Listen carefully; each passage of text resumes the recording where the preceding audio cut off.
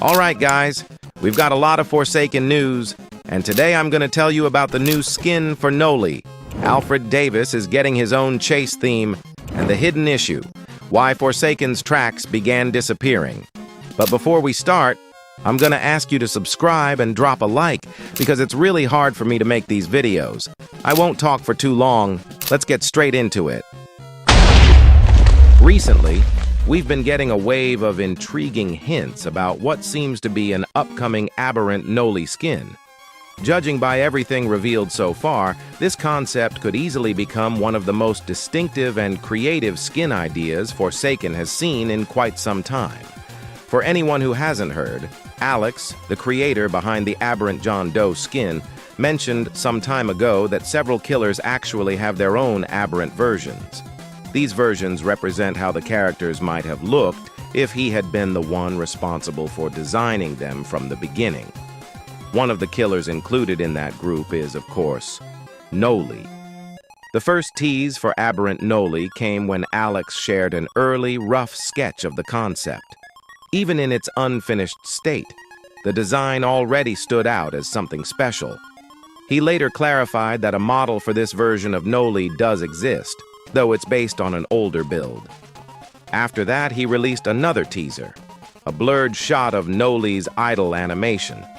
Even through the blur, it was clear the design keeps Noli's signature black and purple palette, while giving it a far more unsettling interpretation. More recently, Alex has begun posting even more details, including some early lore concepts.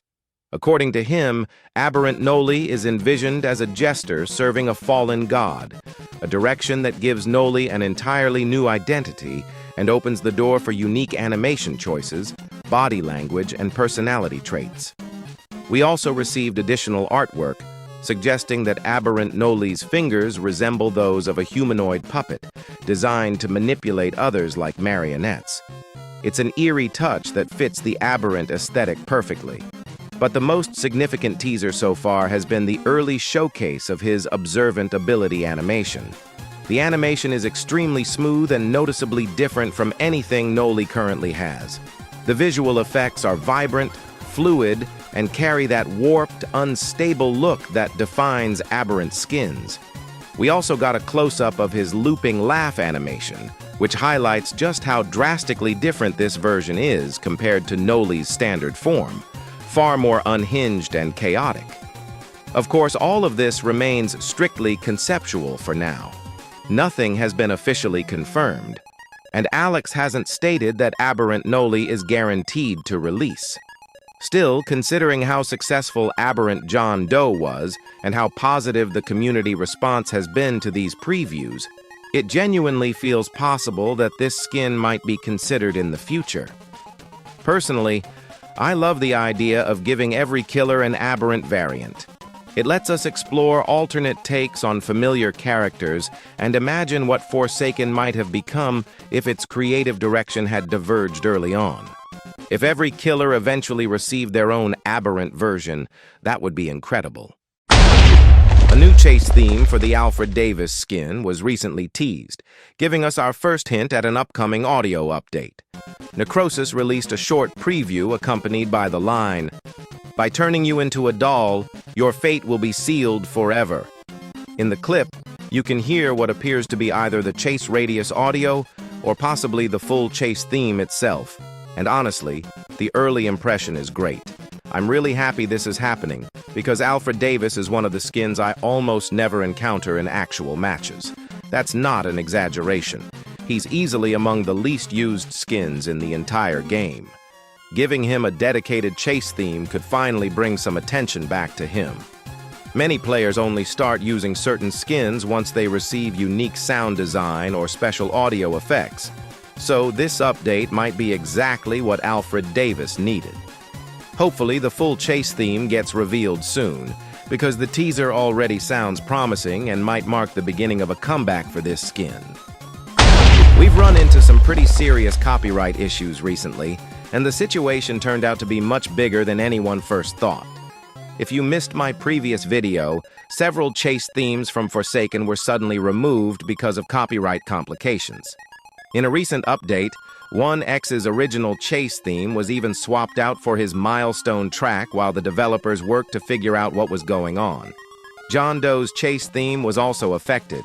At first, nobody understood the cause, and many players, myself included, assumed it was the usual situation, people filing fake copyright claims against Forsaken's music.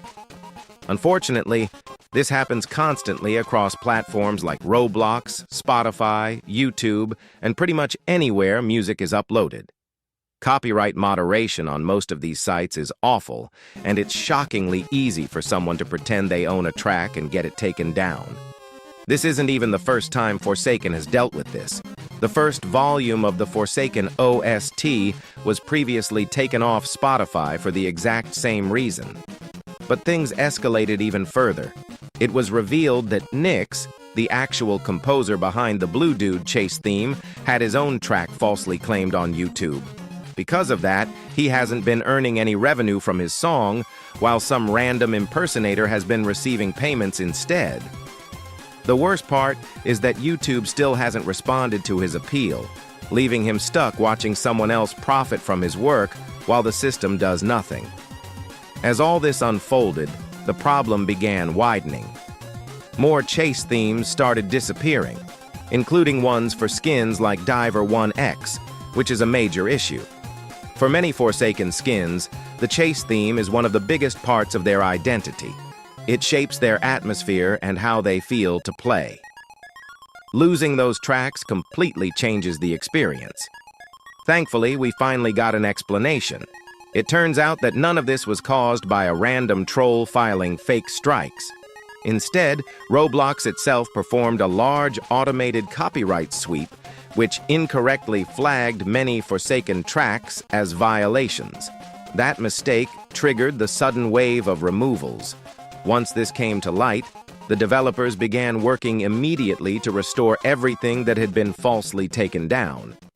As of now, the themes are gradually being added back into the game, and everything should return fully. It's been a messy situation, but at least it's finally getting resolved.